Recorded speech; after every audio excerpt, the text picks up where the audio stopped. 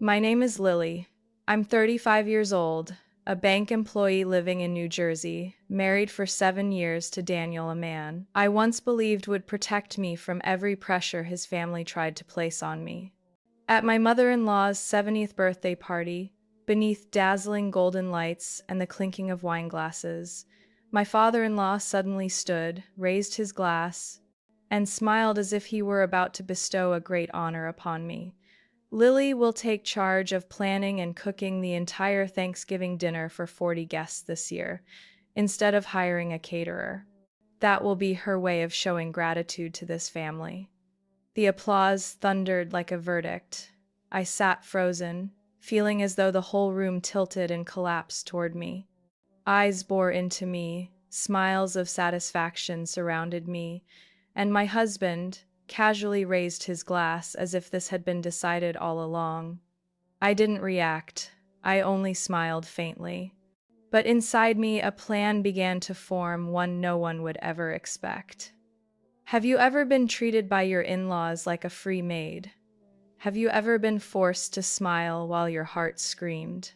If you've ever felt overlooked or used, leave a comment below. Don't forget to like and subscribe so you can hear the rest, because what I'm about to share will make them pay. I can still remember their faces that night, self-satisfied, smug, as if I had been born to serve. In the burgundy evening gown I had to buy myself because Margaret insisted a daughter-in-law shouldn't ask for a budget for appearances.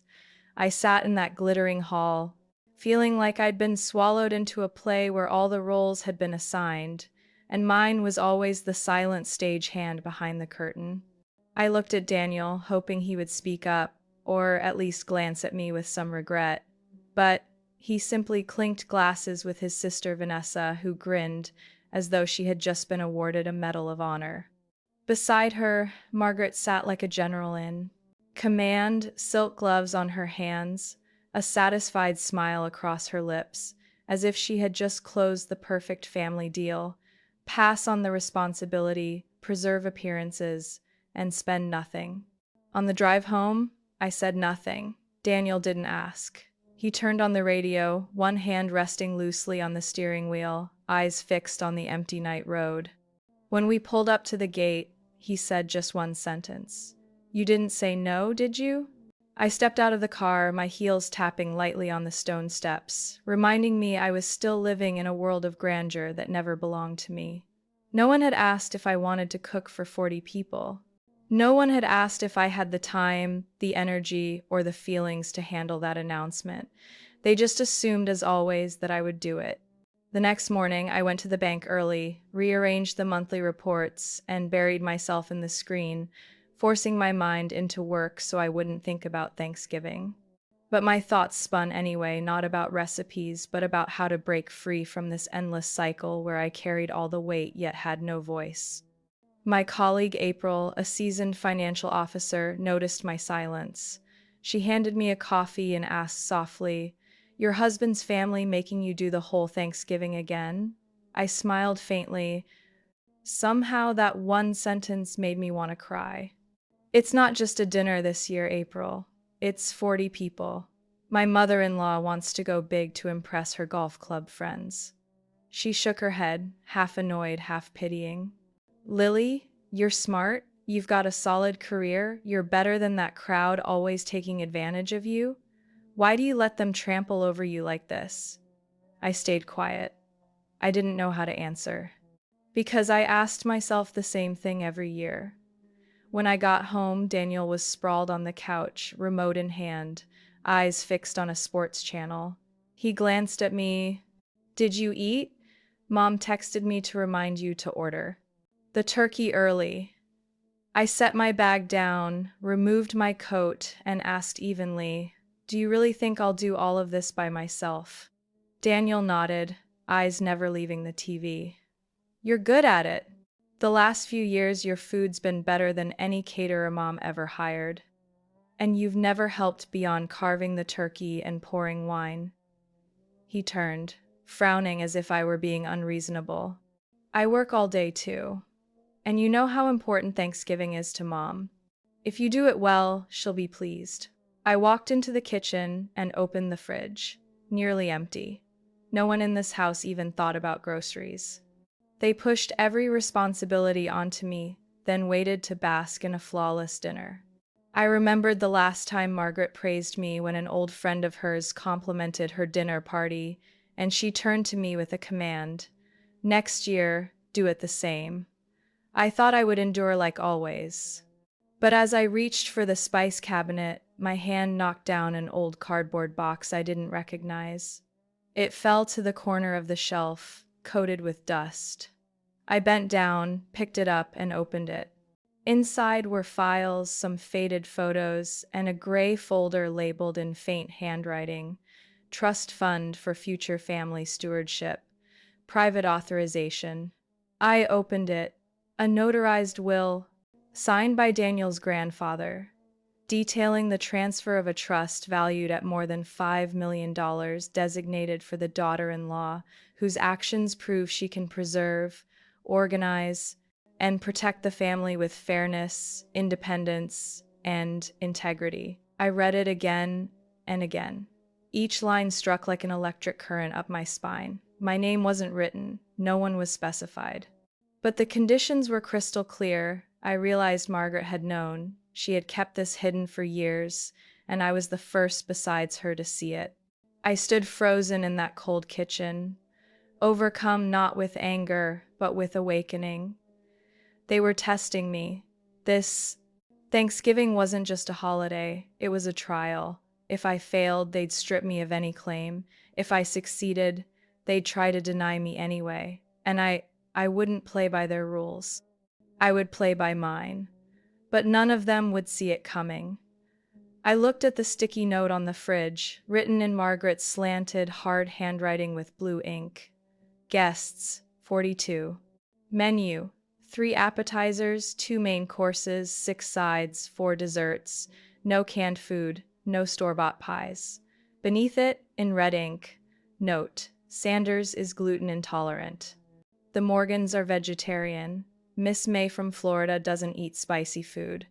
I didn't know when Margaret had written it, but it was clear she never considered that I had a full-time job, limited time, limited energy, or any boundaries of my own.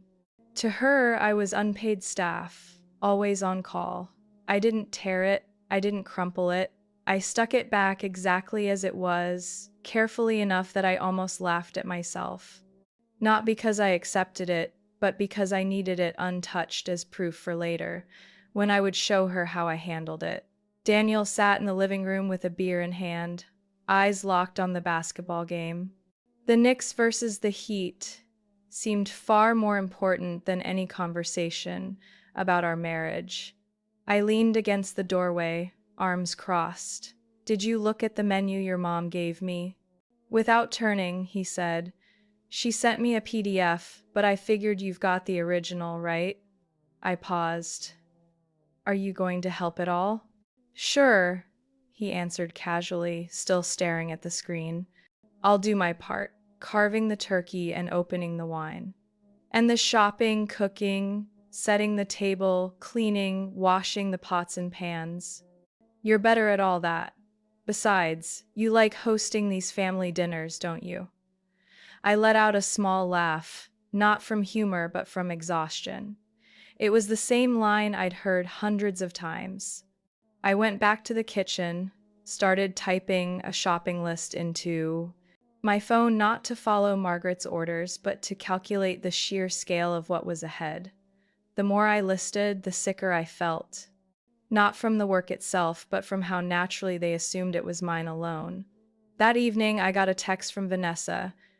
Attached was a photo of my kitchen bathed in a warm filter, captioned, "Prepping Thanksgiving for the whole clan. Guess what I'm cooking first?"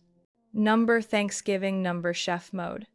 In the picture, I was in the background, back turned, hair tied up, hands wet from rinsing vegetables. She hadn't asked permission. She hadn't thanked me. She had simply used me as her backdrop for likes. I replied, "I don't consent to you posting pictures of me." She read it but didn't respond. The next morning, a message came from Margaret. "You girls should support each other. Don't make a fuss." Vanessa just wants to promote a positive family image. I turned the phone face down. They didn't care about my feelings, my opinions, only about my labor fitting their script. That night, chopping carrots and onions, tears blurred my vision, unclear whether from the sting of the onion or the weight in my chest. I thought of my mother, who had passed when I was 25. She always said, "Never let anyone define gratitude by how much labor you give." I had let them turn me into a shadow, afraid of breaking the facade. But the more I kept it intact, the more I disappeared. The next day, Margaret delivered 2 boxes of new linen to dress the table properly. She added, "Lily, don't use polyester tablecloths again. They look cheap." I held the fabric and it felt like a collar pressing on my shoulders. Daniel was setting up a projector for his weekend game night with friends. "Can you cancel that and help me the day before the dinner?" I asked. He paused for just 2 seconds. "What exactly do you need?" "At the very least, wipe the tables, vacuum, arrange flowers, help chop vegetables." "I don't want to do it all alone." He sighed, clearly torn from his plans. "I'll try. But if the guys come over, you'll understand, right?" I didn't answer. Because I finally saw, clearer than ever, that in this house my needs were always the easiest to dismiss. Everything had long revolved around their convenience, their feelings, their reputation. And me? I was just the backdrop. A quiet, tireless backdrop. But the backdrop was cracking, and no one noticed it was about to shatter. That night, rain drizzled outside. Daniel had fallen asleep on the couch halfway through the second quarter. After cleaning up the dishes, I stepped out to the old oak shed in the backyard inherited from his grandparents. The door creaked as I pushed it open. Damp wood and rust filled the air, making me shiver.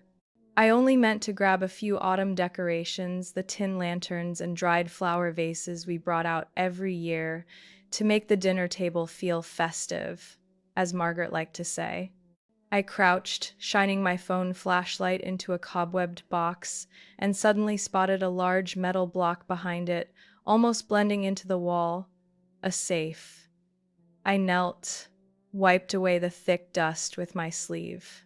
The name R. W. Foster's was engraved on the front. Daniel's grandfather.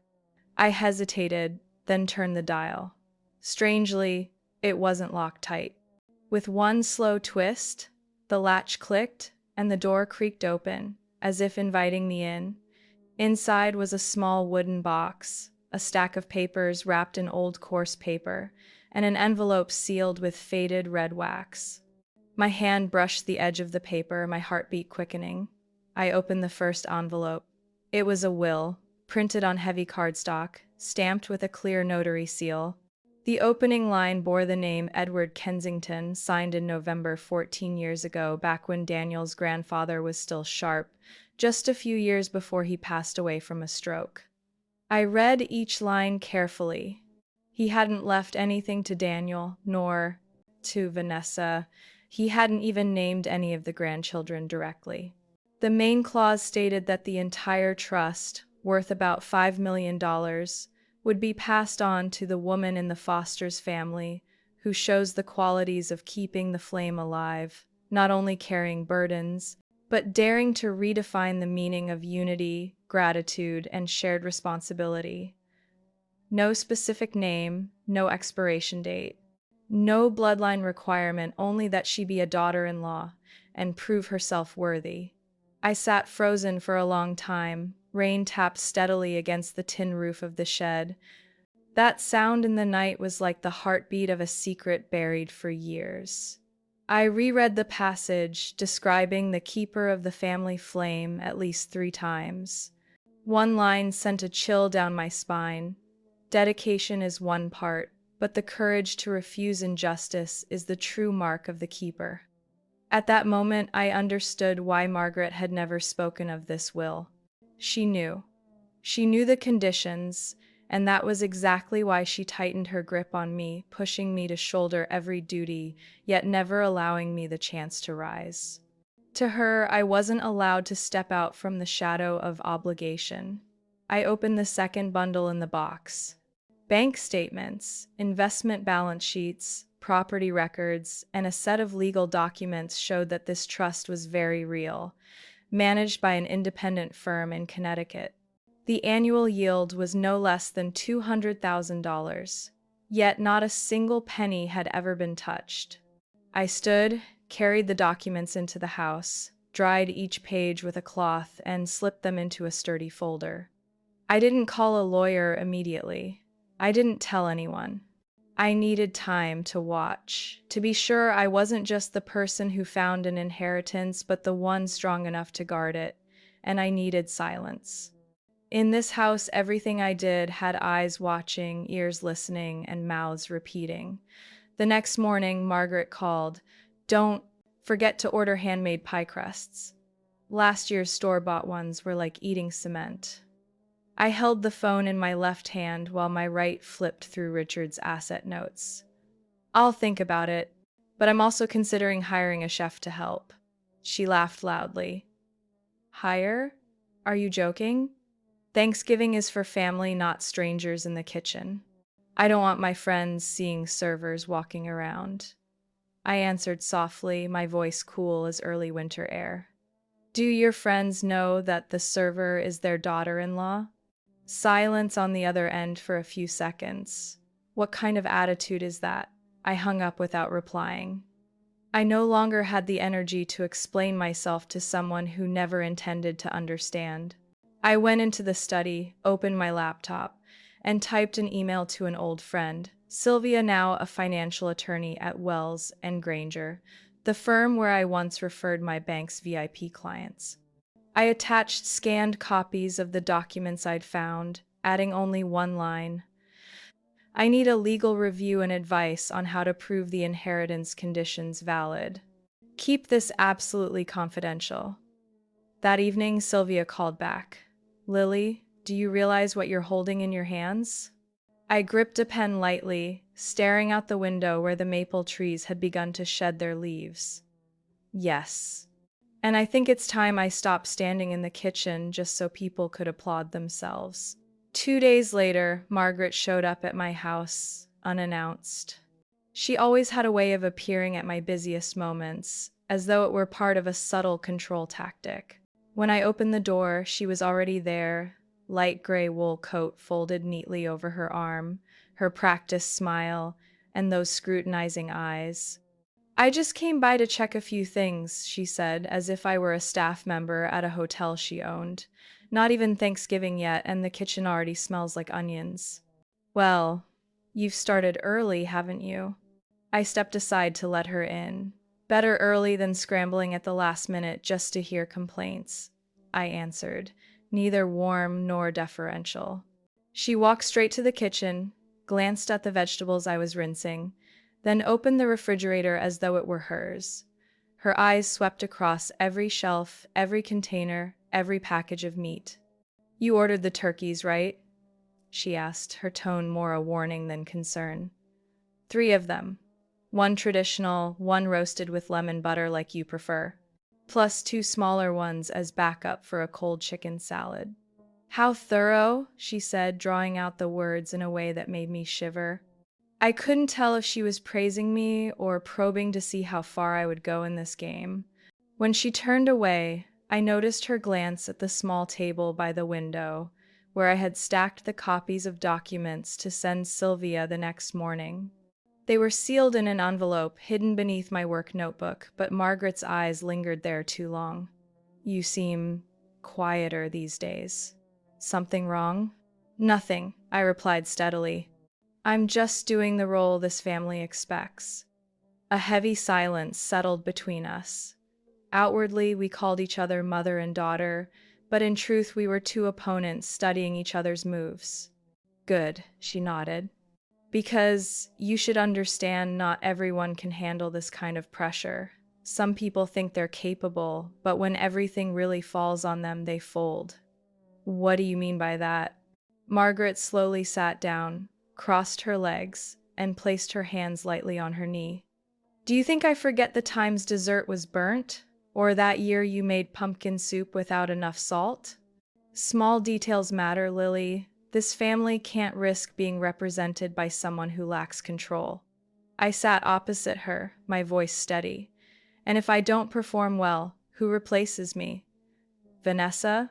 She smiled but didn't answer right away. Vanessa has much to learn, but at least she understands what it takes to uphold the family's image. A short, strained laugh escaped me. Vanessa can't cook anything but instant noodles. The last time she hosted, guests ended up ordering pizza. But she knows how to make people believe she shines, Margaret said. And you? You keep hiding behind the stove, the apron, and your aching back. I didn't argue. I simply studied her carefully, and for the first time I saw what I'd missed before, the precision in her words. Margaret wasn't just a difficult mother-in-law, she was a strategist, fully aware of who stood where, who played which role, and what interests needed protecting. Do you think you're the right one to represent the Fosters family? She asked, voice lowered but eyes sharp as steel. I paused. Maybe, I said. Or maybe I've been the only one doing it for 5 years, without ever needing the spotlight. Margaret rose, straightened her collar, and tilted her head at me like she was reassessing a purchase she wasn't sure she should keep. I hope you don't think you're special. This family doesn't need anyone disrupting the order that's already working. I stood as well, keeping my posture calm. Sometimes that so-called order is just a trap that keeps everyone docile. She left without another word. When her car finally disappeared at the end of the street, I closed the door, my hands trembling slightly. Not from fear, but from the clarity that settled deeper in me. She was waiting for me to fail. She had created a silent battleground, arranging every detail so I would tire, falter, and eventually withdraw like so many women before me who had entered this family only to be quietly pushed out. If I quit, she could declare I lacked the qualities of a keeper of the flame and use that to install Vanessa. I wasn't surprised by her scheme. What struck me was the timing. She waited until the very year the will's clause could take effect. She waited until I was weary enough, lonely enough, and quiet enough that no one would notice I was being maneuvered into a game already rigged. I opened my laptop and typed another email to Sylvia. We'll need more evidence of favoritism, abuse of power, and any conduct that could count as interference with inheritance. I've begun recording conversations since yesterday. Remarks like the one she just made will be very valuable. I hit send, then leaned back in my chair. My hand still bore a red mark from brushing against a pot of boiling water earlier while testing a pumpkin pie recipe. A small burn. But it reminded me that every victory comes at a price. And I wasn't going to endure in silence while others stepped over me. I began with the smallest things. A phone tucked into my apron, recording. A mini camera hidden behind the spice rack. I no longer trusted their promises or smiles. Each time Margaret stepped into the kitchen with a cutting remark like the day she said, "Don't burn the turkey like last year, dear." I don't want guests thinking we're eating leftovers from a shelter, I simply murmured. Yes, ma'am, while quietly checking that the recorder was still running. Sometimes I wondered if I was losing my mind, living in my own home like a spy. But no, I wasn't the one insane. They were the ones playing a double game. I was just finally learning how to play back. I found a copy of the will and photographed the entire document. It bore a notary seal dated 1988. Daniel's grandfather, Edward Kensington, was a man of remarkable vision and sharpness. Instead of leaving money to blood heirs, he left everything to the true keeper of the family flame. An unnamed figure, no face. But with one condition: that person must prove themselves the only one willing to carry the responsibility of preserving traditions and caring for the family not with words, but with real actions, through a trial period set by the family itself. I had never encountered something so fair yet so cruel all at once. I brought the copy to the office and scheduled a meeting with Molly, the legal advisor I trusted most. She was a long-time client of the bank, a woman in her 50s, divorced, stripped of her assets by her ex-husband's family, yet strong enough to rebuild everything on her own. I spoke openly, hiding nothing: the pressure to cook, the constant belittlement, and the secret of the trust. Molly studied me for a long while before saying, "If this is real, then the law is on your side. But if you want to win this battle, you can't be impulsive. You need to be sharp, very sharp." I nodded. For the next 2 weeks, I lived like two people trapped in one body. By day, I worked at the bank as a credit advisor. By night, I became a cook, a maid, a hostess, sometimes even a decorative prop. In every role, I smiled, nodded, set tables, folded napkins, never uttering a complaint. Margaret kept tightening the pressure. She insisted I teach Vanessa how to cook like a traditional woman, though my sister-in-law clearly couldn't tell a wooden spoon from a metal one. I agreed. But I didn't teach, I demonstrated. And Vanessa, as always, pulled out her phone to take pictures. "Thanksgiving dinner this year will be prepared by me," she captioned on Instagram, posting a photo of the turkey I had just seasoned, while her only contribution was touching the foil around a drumstick. Silently, I saved the picture along with the timestamp and the snide comments underneath. One afternoon, while I was pureeing sweet potatoes for pie, Daniel strolled in from the living room, beer in hand, smirking. "Hey, Mom says you should watch the sugar in that pie. She doesn't want her blood sugar spiking because you overdid it." I wiped my hands on my apron and stood up straight. "So you think I'm trying to poison your mother?" Daniel froze. No, that's not what I meant. It's just Mom worries, that's all. She loves me, loves you too, just shows it in her own way." I nodded. "Her own way means I spend 3 hours setting tables while Vanessa takes one picture and then heads to the spa?" He fumbled for words. Then, as usual, turned away and went back to his basketball game on the sofa.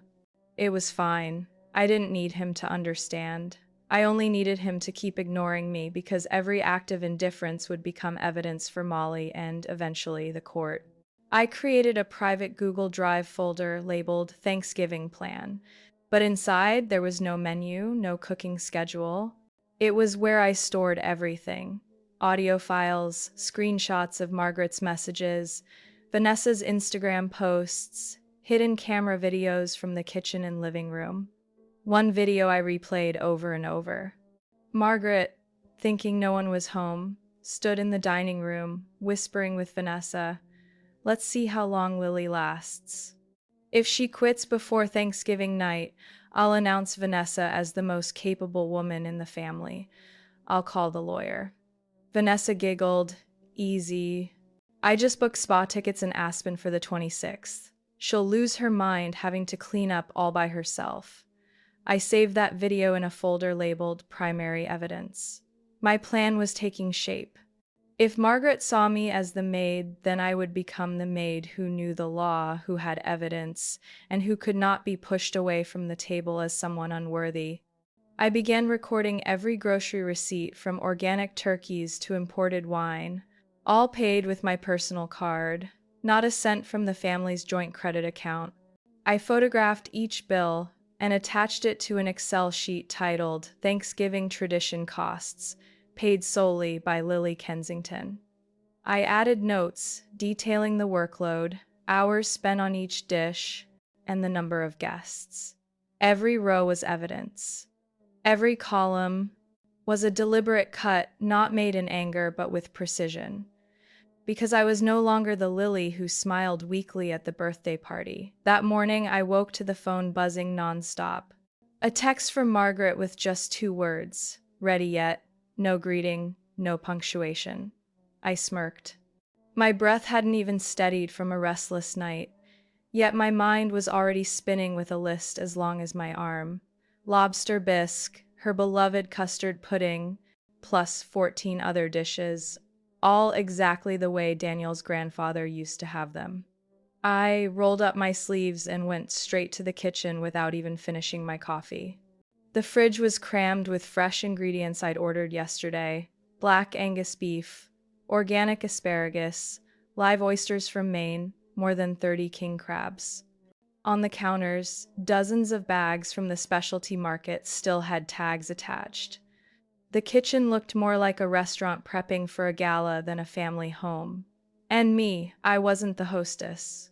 I was the unpaid staff. Daniel shuffled downstairs, hair messy, stretching as he called out, "Hey, you see my gray shirt?" Lunch with the college guys today. A couple friends flew in from Denver. I glanced over my shoulder, keeping my tone steady. "It's hanging behind the laundry room door. And today's prep day, remember?" He nodded absently. "Oh, right. But it won't take long. You'll be fine, you're good at this. Text me if you need anything." And just like that, he was gone. No offer of help. No flicker of guilt. I turned back to the mountain of ingredients, mind juggling both the menu and the timing of when my helpers would arrive. 3 days earlier, I had quietly recruited 5 people. 3 culinary students from a nearby trade school, a part-time baker from a French patisserie, and a middle-aged widow with extraordinary cooking skills who catered small weddings. I hired them through a private app, paid from my own account, and instructed them to come through the back door, wear no uniforms, and never call me boss, just Lily's friend. Every detail was planned. I even built a color-coded Excel schedule, breaking down tasks by the hour, dish, and person responsible. And because everyone was so used to me handling everything, no one would notice if I moved around like a busy bee, except this time I wasn't alone. At 9 a.m. sharp, Margaret arrived like a general inspecting troops. Arms crossed, she scanned every cutting board, every knife, even checked the oven temperature. "Don't let the pies burn on the edges like last year, Lily. And season lighter, Richard's blood pressure is high these days." I nodded obediently. "Yes, I switched to heart-healthy salt. And I've made a separate sauce without butter for him."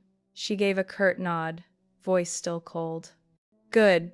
Don't embarrass this family. Today, a lot of important people will be here."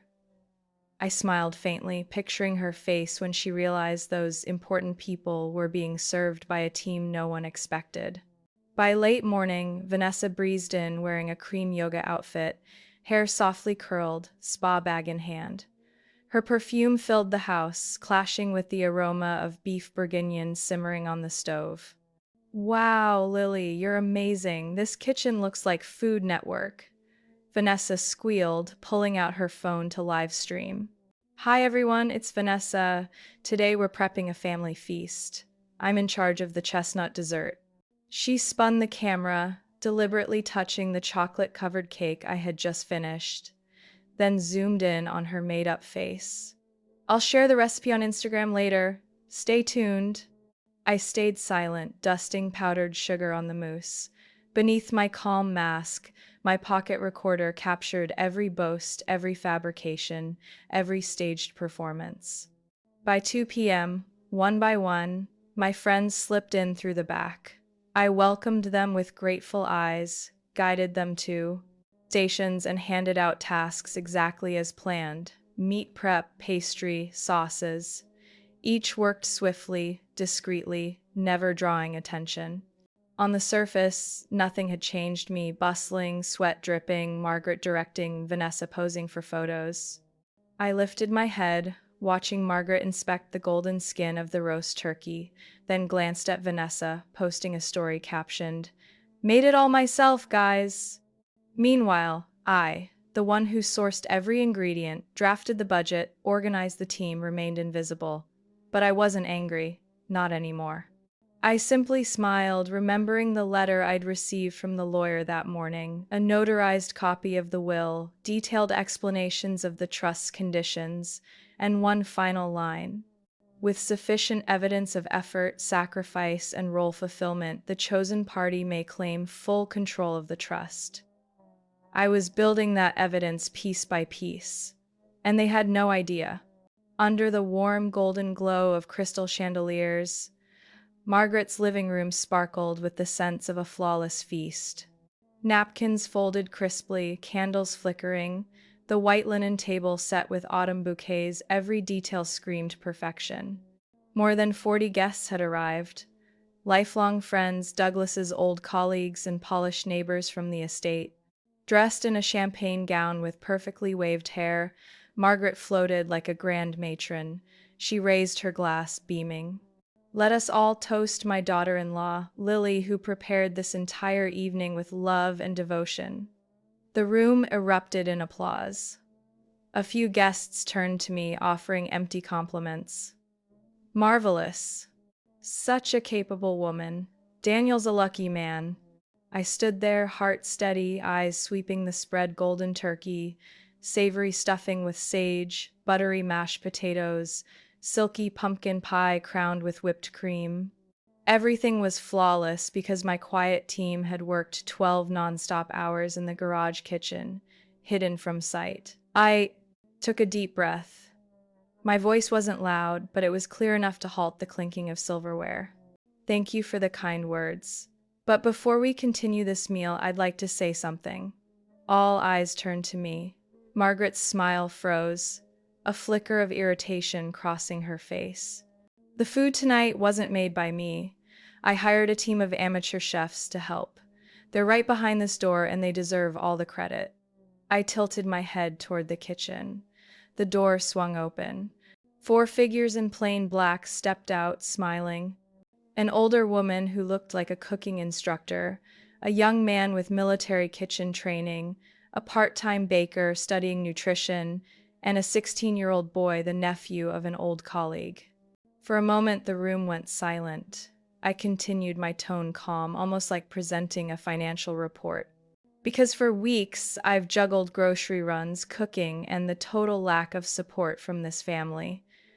Daniel chose beer with friends. Vanessa chose the spa to mentally prepare. And my mother-in-law, the self-proclaimed commander, only supervised, criticized, and never washed a single spoon. A murmur rippled through the crowd. Someone chuckled. Phones came up. Recording.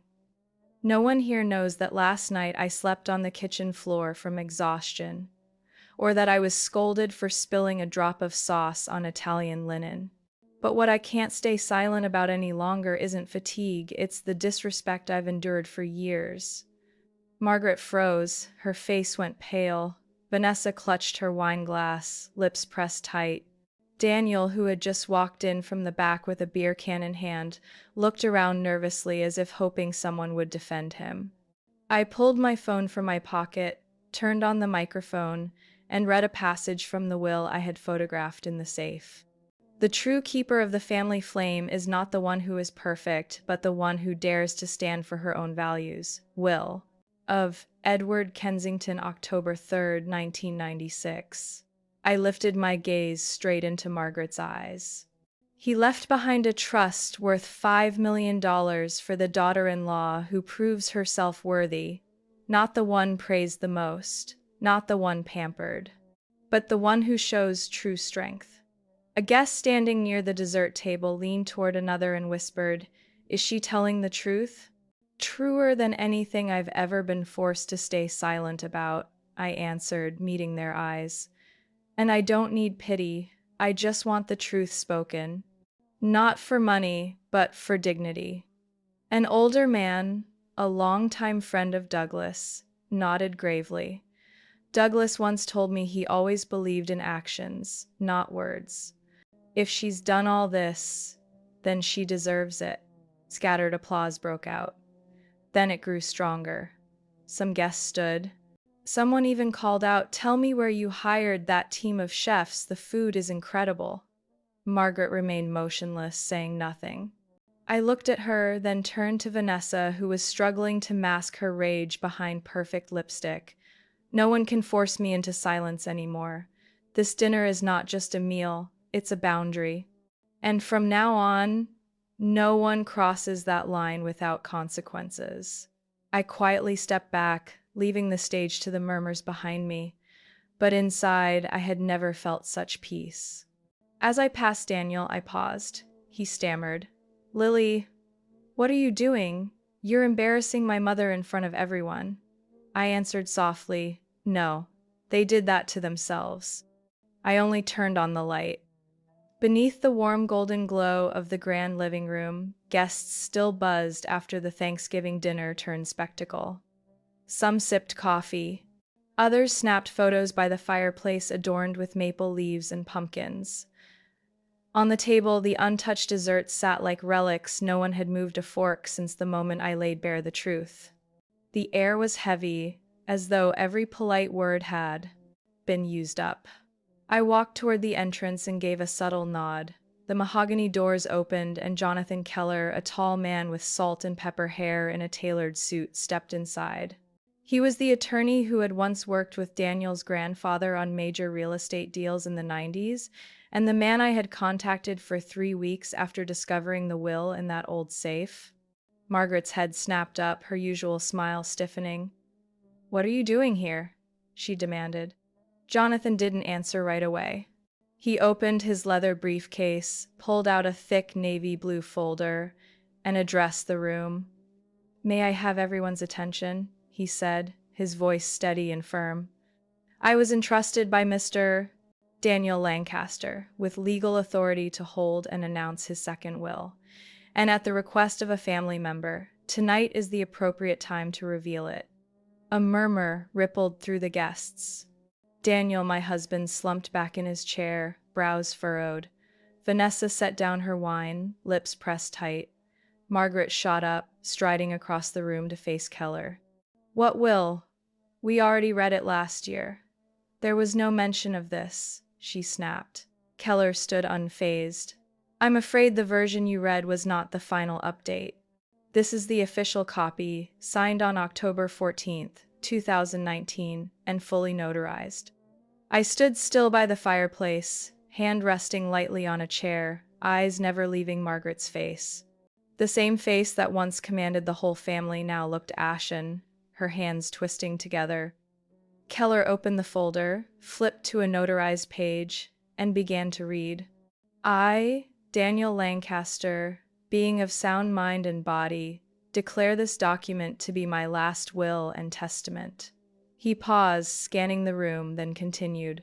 "My estate, including the Vermont property, investments, and majority shares in the Lancaster Family Trust, shall be transferred to whichever future daughter-in-law demonstrates 3 qualities: courage, fairness, and the ability to defend herself against oppression from within the family."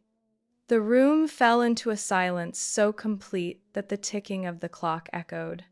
Lowering the file, Keller said gently, "Mr. Lancaster believed tradition should not be empty words but sustained through action, and that the keeper of the family flame is not the one who serves a holiday meal but the one who rises when trampled."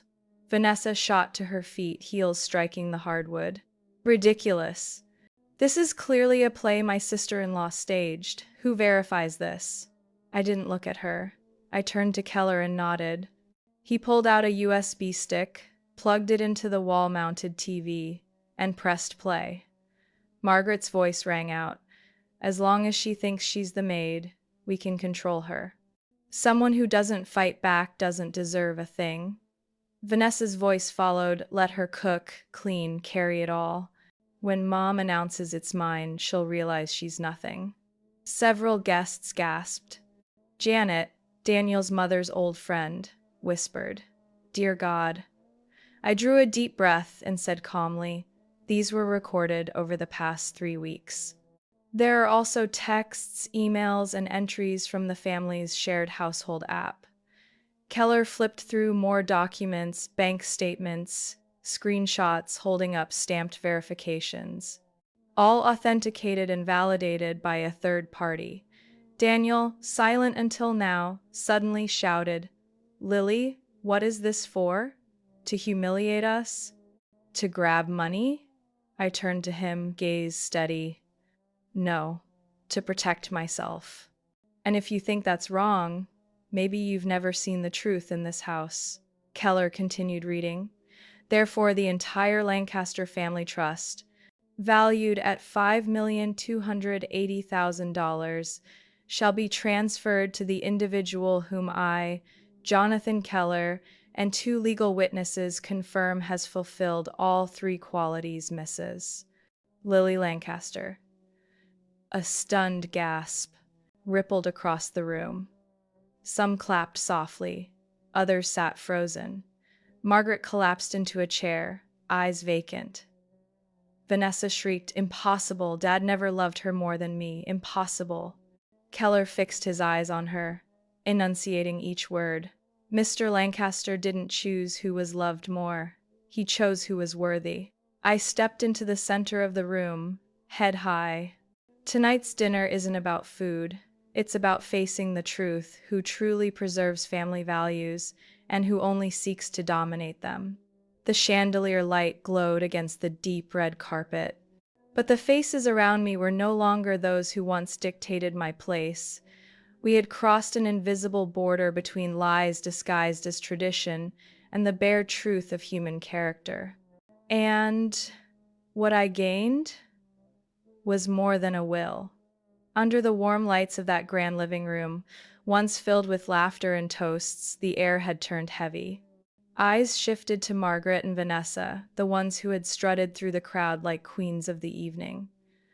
Margaret still sat upright, but I saw her hands trembling beneath the table. Vanessa stared down, her skin pale as if doused with ice water. And Daniel, the man I once loved so deeply, stood beside me as though seeing a stranger, his wife transformed into someone who no longer bowed, no longer accepted false smiles and invisible chains. Attorney Robert Monroe, silver-haired and steady-voiced, closed the declaration with a single line. By the terms of the will certified on June 12, 2015, and upon review of authenticated evidence provided by Mrs. Lily Hamilton, I declare her the sole rightful heir of the $5 million trust. A wave of murmurs spread. Some guests gaped. Others whispered, glancing with pity at me, but many turned openly toward Margaret with disapproval. An older woman, a longtime friend of Daniel's family, spoke up. "Margaret, is this true? You let that girl do everything and then plotted to steal her future?" Margaret remained mute, her lips pressed tight, her eyes darting like a drowning woman seeking a lifeline.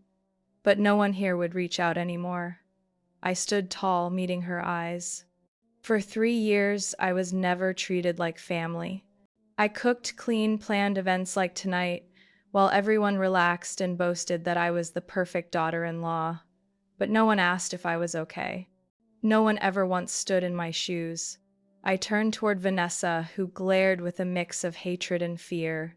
"And you, Vanessa, the one who texted me things like, 'You're not pretty enough, so housework suits you,' or 'You were born to serve.' I saved them all, every message, every word. Every recording from meals where you mocked me with your mother," Vanessa stammered. "You made that up. You edited them." I looked at Robert. He gave a firm nod, pulling a black USB from his pocket. "Original recordings, unedited. Verified by independent legal experts," he said clearly, then addressed the guests. "Anyone may request to hear them again." Daniel, as if waking from a long dream, stepped forward, voice hoarse. "Lily, you endured all this in silence?" I met his eyes. Memories flooded back the wedding night, the times he defended his mother and sister without asking me, the nights I wept quietly in the laundry room while the rest of them partied. "I did speak," I said. "But you never listened. Or maybe you never wanted to," Margaret suddenly screamed, her voice like a crystal glass shattering on marble tile. "What kind of daughter-in-law dares to humiliate her mother-in-law in front of everyone? Do you have no self-respect?" I stayed silent. Then a man's voice rose from the crowd. "Mrs.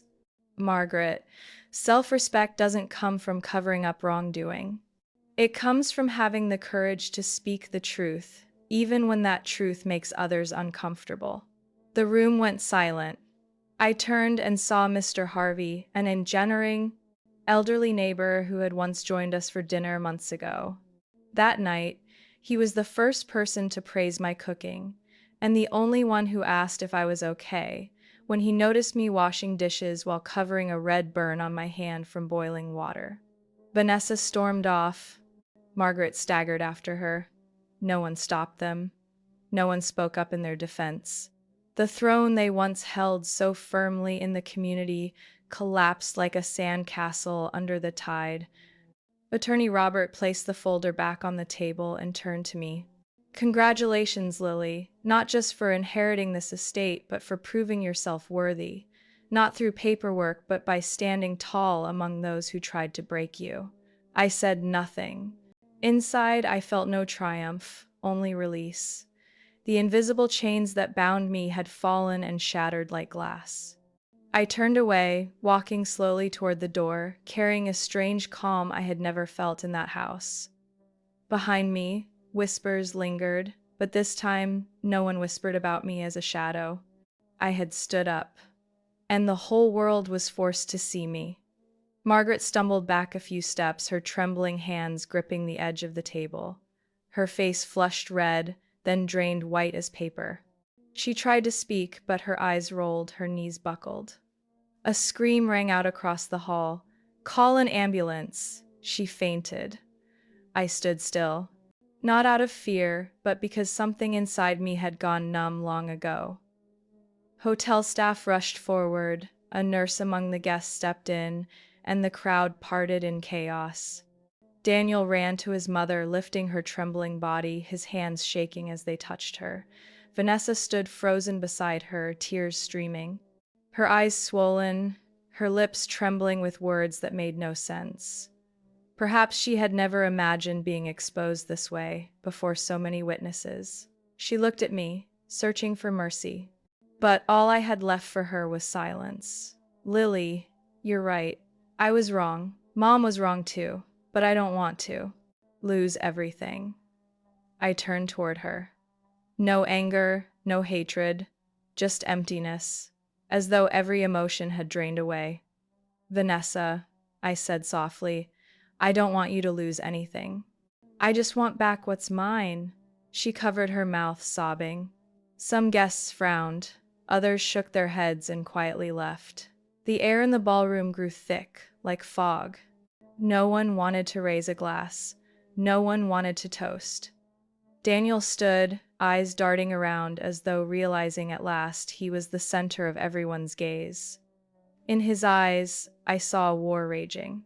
The man who once swore to protect me now stood on a razor's edge between his mother and sister on one side, and me, the wife they had trampled in silence for 3 years, on the other. I said nothing more. I didn't beg. I didn't hope. I simply stood there, letting him choose. Daniel stepped forward, staring at me for a long time before speaking in a low, hoarse voice. "Lily, I didn't know it was this bad. I didn't know Mom and Vanessa." I cut him off, calm and steady. "It's not that you didn't know, it's that you didn't want to." The words cut like a blade, severing everything. Daniel froze, his eyes glistening, but I looked away. Perhaps he felt regret, perhaps only loss. Either way, it no longer mattered. I left the party soon after. No one stopped me. No one congratulated me. Everyone knew this was no victory to celebrate. It was the end of a long tragedy and the beginning of something entirely new. 3 weeks later, I moved to Boston. I bought a small house with a white porch and a backyard filled with lavender. It wasn't grand or glamorous, but it was mine, entirely mine. No mother-in-law's scolding. No sister-in-law's sneers. No silent dinners where I was nothing but a shadow serving in the background. I took a job at a local architecture firm. Not a high-powered position, but it let me use my skills, earn respect, and most of all, be myself. In the mornings, I brewed coffee, played soft music, and walked to the office just a few blocks away. In the evenings, I cooked for myself, read, and wrote in my journal. No one made me feel small anymore. One afternoon, while watering the garden, my phone buzzed. Daniel. His name lit up the screen. I stared at it for a long moment, then muted the call, not out of anger, but because I had moved too far beyond the woman he once knew. Maybe he wanted to apologize. Maybe he wanted me back, but I was no longer the woman waiting for someone else to return so I could feel whole again. I healed myself. I learned how to be alone without being lonely. I learned how to say no without guilt. I learned how to walk forward without looking back. The greatest victory of my life wasn't a $5 million check. It wasn't the look of regret on the faces of those who dismissed me. It was the peace of waking each morning knowing I no longer had to pretend. I didn't need to be the perfect daughter-in-law. I didn't need to be the silent one. I only needed to be Lily, and that was enough. Because sometimes the only way to preserve your worth is to rise against an entire family. And the greatest triumph is never about money. It is the right to be yourself. Have you ever felt dismissed, belittled, or even exploited by the very people who should have loved you most? Every family has its own story, its unseen wounds. But if you've ever had to swallow pain to keep peace, ever sacrificed without recognition, then maybe you understand why I had to rise. I don't tell this story for pity. I tell it because I know there are women out there like me who have lived too long in silence, under the crushing weight of expectations and unspoken sacrifices. And I want to ask you, if it were you, would you forgive or would you walk away? Would you keep breaking yourself to be good or dare to be the one who resists? Share your thoughts in the comments below. I truly want to hear your stories because no one understands family scars more deeply than we do ourselves. And if you see yourself in any corner of this story, or simply want to walk with me through more raw truths, bold comebacks, and endings that make us pause and reflect, don't forget to subscribe. Because ahead, I still have many stories to tell. Stories not just of drama, but of the truest slices of family, of justice, and of the journey to reclaim our worth. I'll see you in the next story.